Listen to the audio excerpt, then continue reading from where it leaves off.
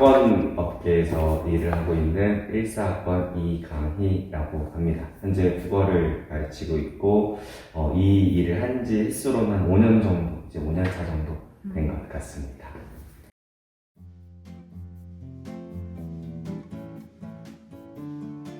일단 좀 진로를 고민하는 때가 보통 3학년일 텐데 18년도 여름 때 저도 똑같은 고민을 좀 겪고 있었고, 이제 그때 흔히 옛날에 유명하셨던 삽자루 선생님께서 하나의 프로젝트를 진행을 하셨어요. 이제 그 프로젝트가 약간 인재 발굴 육성 이런 느낌이었는데, 그걸 보고 지원을 하게 되면서 그때부터 본격적으로 강사의 길로 들어서게 된 것 같습니다.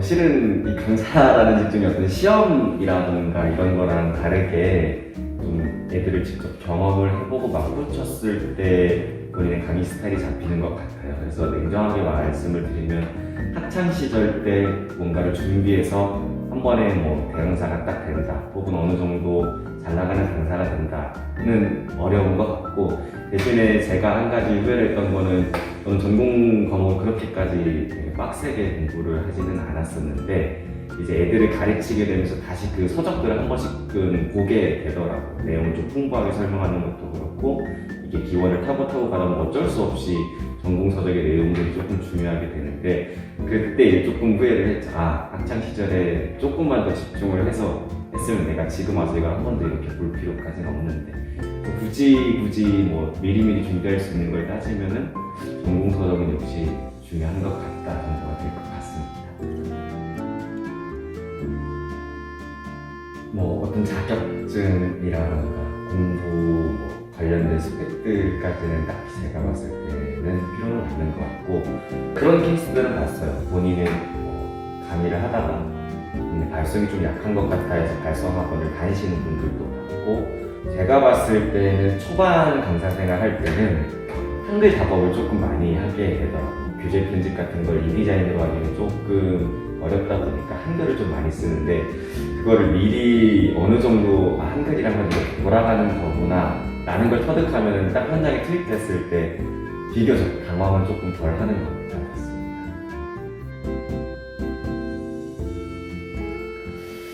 학점, 결과론적으로 말씀을 드리면 영향을 안 미치죠. 이제 보통 면접이라던가 서류 면접 할 때 학점을 보는 게 아니라 저희는 시간을 많이 보시다 보니까 학점 자체는 많이 안 미치는데, 이전에 말씀드렸던 것처럼 애들한테 설명을 더 깊게 해주거나 애들이 진짜 생각지도 못한 데서 질문을 하는 경우들이 있어요. 그거는 흔히 말하는 시중에 나와 있는 지식 정도로 답을 할 수 없는 경우들이 있는데, 그때 이제 좀 유연하게 대처를 하려면 전공에 대한 좀 이해가 있어야 된다. 그래서 학점을 아예 놔버린다 이 상태는 조금 말은 안 되는 것 같고, 어느 정도의 지식선은 유지는 해주면서 가야지 아마 수업하시길 때 혹은 더 크게 봤을 때 조금 편하실 것 같다라고 생각이 듭니다.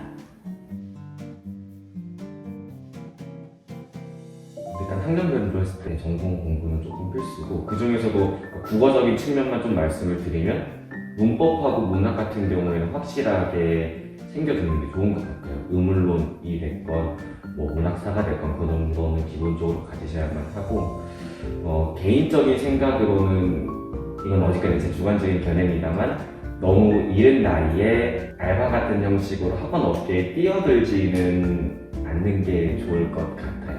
그렇게 되면 다른 선배 강사분들의 영향을 좀 많이 받게 되는데, 그렇게 될 경우에 본인의 강의 스타일을 만들어 갈 때 이게 나도 모르게 누군가를 닮아있는 경우들이 있고, 그렇게 되다 보니 본인의 숨겨진 이 특성이라든가 색깔을 잘 끄집어내지 못하는 경우들이 많아서, 어느 정도 본인이 중심이 서고 내가 주체적으로 행동을 할 수 있을 때 그때 조금 현장에 들어가시는 것을 저는 추천을 드리고 있습니다.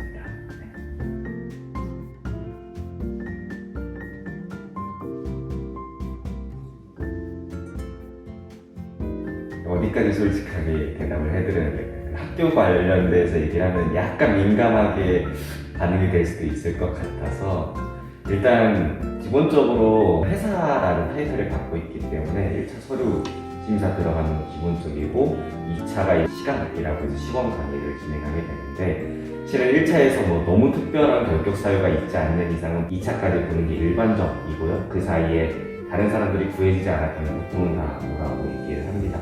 이제 시강을 할 때 가장 중요한 점은 저희가 강의를 한다 해서 뭐 20-30분 내내 붙잡고 하는 경우는 그렇게 많지는 않아요. 보통 짧게 10분에서 15분 정도로 한가름 나는 경우들이 많고 시범 강의 같은 경우는 학원들마다 조금씩 다릅니다. 면접 보기 전날에 뭐 그냥 독서 한 지문, 문학 한 지문 준비해갖고 와주세요 하시는 학원들도 있고 이 작품으로 시강해주세요 라고 아예 작품까지 짚어주는 경우도 있고 혹은 그날 학원에 와서 주는 문제를 풀고 그걸 관련해서 이제 바로 시강을 준비하는 케이스들이 있는데 실은 가장 준비하기가 어려운 경우가 맨 마지막이 되겠죠. 그건 진짜 자질을 테스트하는 거기 때문에 근데 보통 그렇게까지 하는 학원은 저는 좀 많이 보진 못한 것 같아요. 저는 경험은 했었는데 경험했고 취직도 했었지만 일반적으로 주위에 다른 선배 강사들이나 얘기를 들었을 때 그렇게까지 하는 학원은 조금 손에 꼽는다고 보시면 될 것 같습니다.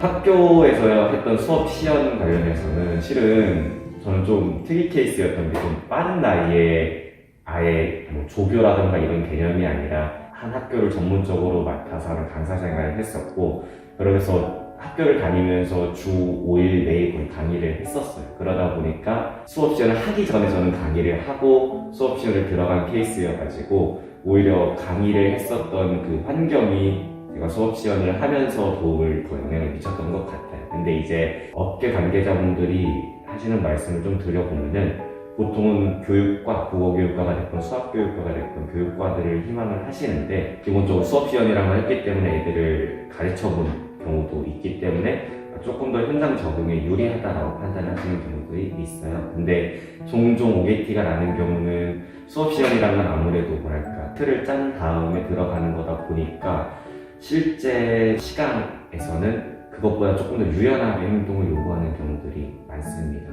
너무 딱딱하게 굳은 것도 원하지 않고 또 너무 자유분방한 것도 원하지 않기 때문에 그 경험 자체는 도움이 된다. 다른 사람들 앞에서 수업을 해보는 경험 자체는 도움이 되는데 수업 시간에서 진행하는 내용의 스타일이라든가 형식 자체는 아마 시간하고는 조금은 거리감이 있지 않을까라고 요약할 수 있을 것 같습니다.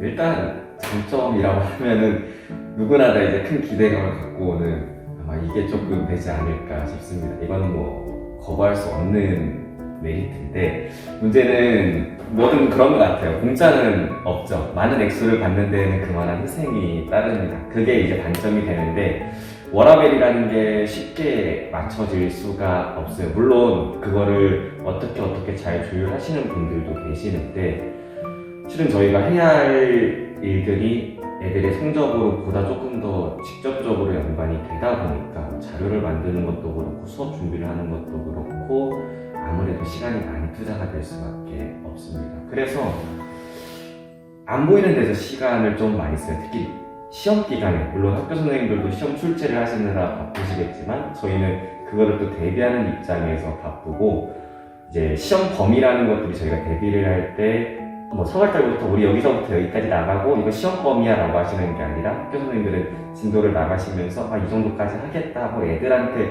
추후에 공지를 해주시는데 저희는 그렇게 되면 거의 매주 이제 교재를 만들어야만 합니다. 그러다 보니까 뭐 밤을 새는 일은 부지기수고 저도 지금 시험 기간인데 저번 주 주말에서 금토일 3일 합쳐서 7시간 안 되게 간 것 같아요. 뭐 2시간 자고 출근하고 2시간 자고 출근하고 근데 이제 그렇게 했을 때 본인이 투자한 것 많지에 대해서 어느 정도의 대가는 돌아온다. 교환비가 있다라는 게 장점이 될 수 있고 제가 생각했을 때 이건 장점이나 단점이 될 수 있는데 남들 일할 때 저희는 조금 쉴 수 있고 남들 쉴 때 좀 일하는 케이스다라고 보시면 될 것 같아요. 실은 뭐 저희가 보통 출근 시간이라는 게 정해져 있는 학원들도 있는데 정해져 있다 하더라도 오후 뭐 3시, 4시 이때 출근이다 보니까 오전 시간에 비게 되죠. 근데 반대로 저희는 주말이 있다 보니까 그게 보통 단점이다라고 보시면 될 것 같습니다.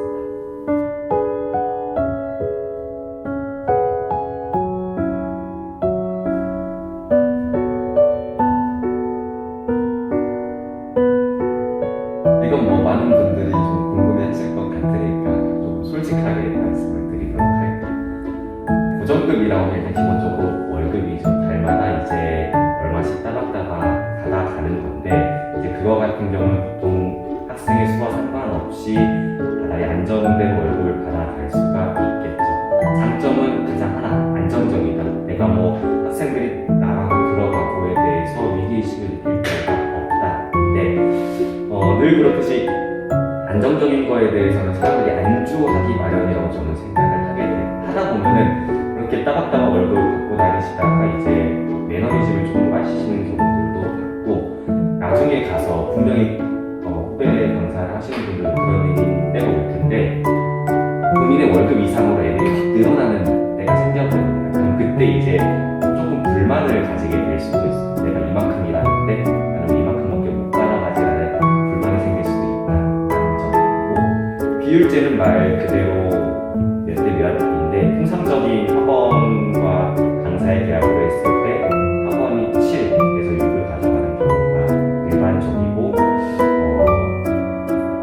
학원이 6을 가져가는 경우는 실은 처음 시작하는 강사의 입장에서 좀 많이 잘 쳐준 거고, 5대 5는 실은 뭐 유명한 강사가 아닌 이상은 거의 일반적인 업계에서는 보기 좀 힘들다고 생각하시면 될 것 같아요. 비율제의 특징은 장점으로 따지면 일단 파이팅이 넘치게 되죠. 본인이 투자한 만큼에 대해서 결과물을 가져갈 수 있으니까. 다만 단점은 학생이 들어오고 나가는 거에 대해서 감정적으로 컨트롤을 못하게 되면 좀 민감해지게 됩니다. 특히 우리 학생들 같은 경우에는 보통 시험 기간이 좀 많이 몰리는 경우가 있는데, 시험 기간 때는 확 금액이 뛰었다가 다시 시험 기간이 끝나고 나갈 때는 다시 줄어들고 하는 케이스들이 많아서 좀 변동폭이 크다. 그래서 실은 이게 실제 업계에 뛰어들게 되시면은 고정금, 비율금 이렇게 딱 나눠지게 되는 게 아니라 좀 섞여가는 경우들이 많이 있어요. 가령 제가 처음 계약을 할 때 비율급을 계약을 한다라고 해도 이 학원에 처음 들어가면은 제가 갖고 있는 기반이 없기 때문에 그 비율로는 흔히 말하는 생계 유지가 어려우니까 처음 몇 달 정도는 월급을 보장을 해줍니다. 거기서 이제 본인이 어느 정도 하느냐에 따라서 들어가는 경우들이 있고, 월급제로 시작을 했더라도 뭐 원장님이나 대표님이 보시기에 이 사람이 좀 하는 것 같다, 그래서 인원이 넘겼다라고 하는 그 넘는 인원만큼에 대해서 인센티브를 주시는 경우들이 많아요. 그래서 보통은 일반적으로 봤을 때 월급제와 비율제를 혼합시키는 경우들이 많고, 월급제로만 가는 학원도 제가 몇 군데 봤는데, 지인이 거기서 일을 하고 있고, 거기는 상당히 셉니다. 월급제이긴 한데 제 학원이 아니니까 좀 솔직하게 말씀드리면 거기는 579라고 해요. 1년차 총 들어가면 월급 500이고 1년 버티면 700, 3년 버티면 900인데, 그 다음에 3년 동안 버텼을 때 그 다음에 이제 비율제로 전환을 하거나 하는 케이스들이 많은데, 제가 듣기로는 그 학원에서 3년을 버티신 분이 안 계시는 걸로, 거의 없는 거. 제 지인분이 거기 가셔서 유일하게 지금 고3 하시면서 비율제까지 전환을 하셨는데, 거기는 학생 수가 어마어마합니다. 중등만 해도 한 3,4,000명 이렇게 대리되는 학원이에요. 좀 학원마다 케바케지만 요새 트렌드는 많이 결합되어 있다고 보시면 될 것 같아요.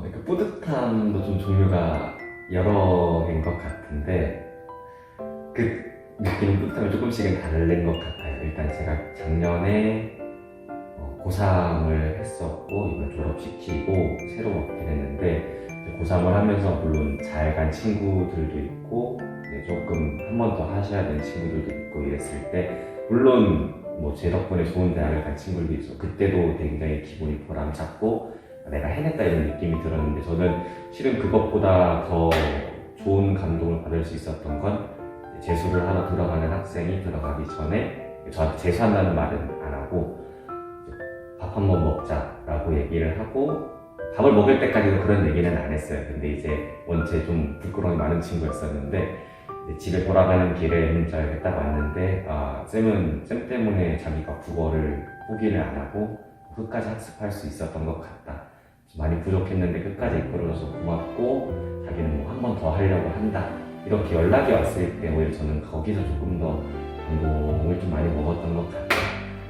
보통 시험을 잘 봤을 때, 내가 가르쳤던 학생들이 결과치가 잘 나왔을 때 일반적으로 좀 많이 뿌듯함을 느끼고, 저도 그럴 수밖에 없는 게 저희가 물론 여러 선생님들이 계시겠지만 특히 저 같은 경우에는 시험 당일에 한 새벽 4시, 5시까지는 같이 잠을 안 잡니다. 애들 질문을 하는 친구들이 있다 보니까 그때까지 안 자고 이제 시험장 들어가면은 저도 이제 잠깐 잠을 자게 되는데 잘 보면 애들이 항상 먼저 연락이 와요. 한 10시쯤에 전화가 오는데 그때 이제 피곤은 하지만 그래도 해냈다, 잘했다, 그때 이런 뿌듯함이 느껴지게 되죠. 좀 안 좋았던 점, 그다음에 언제 이렇게 좀 실망감을 느꼈냐라고 했을 때 저는 애들한테 실망감을 느낀 적은 없었던 것 같아요. 잘하는 친구들은 알아서 성적이 잘 나올 수밖에 없고 못하는 친구들은 성적이 조금 덜 나올 수밖에 없는데 여기서 못하는 친구들은 공부를 안 하려고 하는 친구들, 학원에 왔다 갔다만 하는 친구들, 그것들까지 감화시키면서 과연 저희 학원 강사가 일을 해야 되냐라고 했을 때 그거에 대한 회의감은 항상 조금 드는 것 같아요. 차라리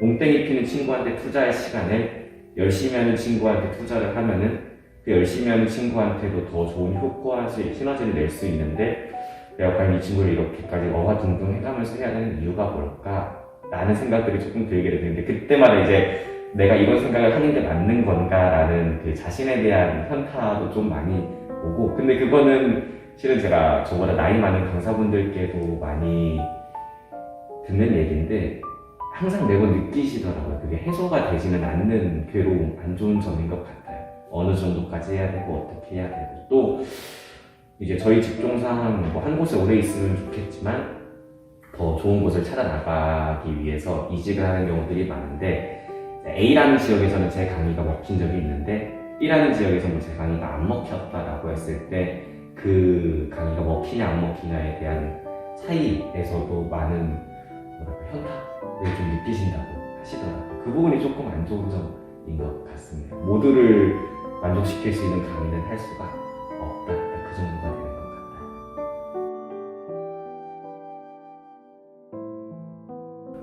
같아요. 일단 1차적으로 별도의 취미를 만들어주는 거를 하나 추천을 해요. 그게 이제 운동이 됐건 독서가 됐건 자신이 삶을 계속 지켜낼 수 있는 무언가 기준점이 하나는 존재를 해야 된다고 생각을 합니다. 저도 최근에서 그 중요성을 조금 깨달았던 것 같아요. 그전에는 막 뛰어드는 시기였다 보니까 진짜 일밖에 모르고 살았는데 요새는 일밖에 모르고 살더라도 저를 지켜줄 수 있는 그 취미생활을 하나 가지고 있고 두 번째는 이게 제가 그렇게까지 아직 대강사가 아니기 때문에 감히 드릴 수 있는 말씀인지 모르겠지만 롱런하기 위해서 필요한 거는 겸손 같습니다. 겸손. 특히 요새 조금 많이 느끼는 편인데 저는 좀 젊은 나이에 이 일을 시작을 했고 남들이 강사 생활을 오래 하면서 겪지 않아야 돼 혹은 겪지 않을 수 있는 일들을 좀 많이 겪었어요. 좀 솔직하게 말씀드리면 단편적으로 얘기하면은 법원을 가는 이런 일도 있었고 계약상의 문제를 이었는데 저도 한때 그런 생각을 가진 때가 있었어요. 나 아직 젊고 신선하고 내 강의들이 애들한테 먹히는 게 보이고 인원도 쭉쭉 늘다 보니까 내가 뭔가 참신한 걸 갖고 있다. 잘한다. 저 사람 나보다 못하는데 이런 오만함이 조금 찔렀던 때가 있었던 것 같아요. 근데 이제 돌이켜 생각을 하고 선배 강사들 말을 들으면서 얘기를 해보니까 실은 제가 생각했던 유별나다, 특별하다라고 생각을 했던 게 이미 지금은 너무 매체들도 많이 발전되어 있고 어느 정도 공부법이라는 것들이 되게 많다 보니까 그게 저만 가진 지식, 저만 체득한 노하우가 아니라는 걸 알게 될 때가 있었어요. 그리고 그게 이게 나만 할 수 있는 게 아니라는 걸 알게 되니까 그 전에까지 가졌던 제 오만함이 조금 부끄럽게 느껴지더라고요. 근데 제가 이제 최근에 다른 동료 선배분들을 들으면은 젊으신 분들께서 이렇게 와서 일을 하실 때 저처럼 똑같이 생각을 갖고 임하시는 분들이 많이 계시더라고요. 근데 그렇게 되면은 여러모로 좀 안 좋습니다. 일단 1차적으로 이 바닥이 굉장히 좁아요. 한 달이 건너면 알고 두 달이 건너면 진짜 모르는 사람이 없을 정도로 좁은데 소문이 빨리 퍼집니다. 그리고 그렇게 오만함을 계속 유지하던 사람들의 결과를 저는 좀 많이 봤고 그리고 그렇게 오만함을 높게 가다가 분명히 본인보다 더 잘하시는 분들이 등장을 하게 될 거예요. 그럼 이게 그 오만함이 이 사람을 통해서 배워야겠다로 치환되는 경우보다는 시기와 질투로 치환되는 경우들이 너무 많습니다. 그렇게 되면은 본인한테도 스트레스가 받게 되고 대외적으로도 스트레스를 뿜기면서 다니게 되더라고요. 그래서 제가 봤을 땐 내가 아는 무엇인가가 되게 특별하고 새로운 거라고 생각이 될지라도 그게 그렇지는 않을 수 있다. 그렇기 때문에 조금 항상 자신을 감추고 겸손하면서 가야지 오래 갈 수 있지 않을까라고 생각이 저는 듭니다. 일단은 저는 지금 일하고 있는데 올해 제가 대표님이랑 계약을 하고 새로 이직을 하게 됐어요. 이직하면서 처음 목표는 일단 이 학원에도 국어 선생님들이 많을 텐데 그중 일단 인원으로 치면은 1등을 찍어보자. 1차적인 목표였습니다. 뭐 이게 자기 자랑이 될 수도 있겠지만 일단은 들어와서 3개월 안에 그 목표를 달성을 했고 2차적인 목표는 제가 맡고 있는 학교에서 국어 맡고 있는 학원들이 또 여러 개가 있을 텐데 그 학원들 중에서 제가 좀 제일 많이 가르치는 게 일단 2차적인 목표가 될 것 같고요. 그리고 나 3차적으로는 이제 그거를 계속 유지해 나가는 건데 좀 더 커다란 비전으로 봤을 때는 뭐 인간 강사라던가 뭐 대치동으로 간다 이런 길이 있을 수 있는데 저는 그것들보다도 제가 지금 최우선적으로 생각하고 있는 건 후배 강사분들께서 시작을 했을 때 제가 뭔가 도움을 줄 수 있는 입장의 위치에 올라가는 게 일단 목표인 것 같아요. 국어교육과라는 과 특성상 학과가 좁고 인원이 좁은데 제가 이 강사 생활을 시작을 하면서 이제야 올해 좀 들어서야 선배들하고도 연락을 하고 동기들하고도 연락을 하면서 흔히 말하는 정보도 좋고 자료를 공유를 하기도 하고 그다음에 이런 상황이 있을 때 어떻게 대응을 하는지에 대해서 좀 공유를 많이 하게 된 것 같아요. 근데 제가 겪었던 일련의 이런 경험들은 실은 후배들이 강사 생활을 하면서 굳이 겪지 않아야 되는 경험이기도 하고 뭐 계약서를 쓴다던가 누구 밑으로 들어간다라고 했을 때 보다 현실적으로 조언을 해줄 수 있는 건 아무래도 좀 라인이라고 하면 좀 그런가요? 선배들일 것 같은데 그런 도움이 되는 강사가 되고 싶어요. 누군가 이제 어떤 계약을 하려고 할 때 주위에 물어볼 사람이 없다. 그럼 그 선배 한테 한번 연락해봐 해서 뭐 공유를 할 수 있는 더 나아가서는 저는 이전에 이제 최근에 선배를 만나면서도 그런 얘기를 했는데 이거를 누군가 끌어주는 선배가 아니더라도 앞장서서 누군가 이렇게 모임을 만들어주고 서로 발전할 수 있게끔 공유를 하면은 그것만큼 우리가 더 이 바닥에서 자리를 잡는데 도움이 되지 않을까라는 생각이 들어서 우선 최종적인 목표는 뭔가 모임을 만들어서 가져갈 수 있고 이끌어줄 수 있는 선배 강사가 되는 게 최종적인 목표입니다.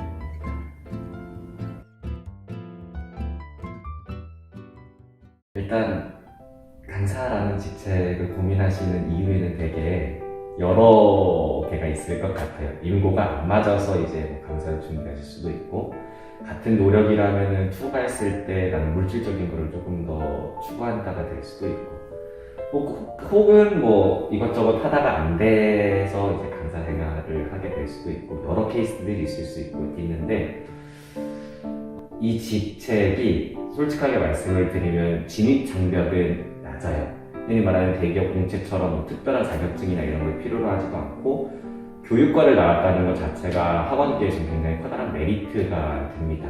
진입 장벽은 낮은데 문제는 그 낮은 진입 장벽에서 본인의 위치를 만들기 위해서는 좀 많은 노력과 고통이 필요할 거예요. 그냥 무작정 뛰어들지는 않기를 바랍니다. 제일 좋은 거는 이 직책을 하면서 원하는 목표, 뭐 그게 금전적으로 월 얼마를 벌겠다가 됐건, 혹은 내가 몇 명을 가르치게 됐다가 됐건, 금전적인 목표가 있었으면 좋을 것 같고, 더 나아가서는 만약에 본인이 인물을 보기 전에 이런 걸 통해 경험을 하고 싶다라고 하면은 경험을 하면서도 결론을 빨리 조금 내리시는 걸 추천을 드립니다. 이게 그런 분들을 많이 봤어요. 이것도 병행하면서 인고를 같이 준비를 하시다가 애매하게 시간이 끌려가면서 잘 되면 인고를 붙는 케이스도 제가 보긴 했지만 그렇지 않은 케이스들도 많이 봤는데 그렇지 않게 됐을 때 위험 부담이 좀 많이 큰 것 같아요. 그래서 일단 어떤 방향으로 이 직업에 들어오시게 됐건 좀 각오를 많이 하시고 오시는 게 현실적으로 도움이 되지 않을까. 막상 그냥 한번 해봐야지 하고 뛰어들었다가 되게 매운맛을 보고 가시는 분들이 많이 있으셔가지고 그거 하나 하고 뛰어들었을 때 아무래도 받게 되는 월급이 조금 많게 되실 거예요. 일반적인 선생님들이라던가 주위 공무원분들이랑 비교했을 때 아무래도 좀 많이 받을 수밖에 없을 텐데 그거에 너무 빨리 만족하지 않으셨으면 좋을 것 같아요. 네, 그거 정도만 신경을 쓰시면은 중심을 잃지 않고 어떻게든 잘 해내실 거예요.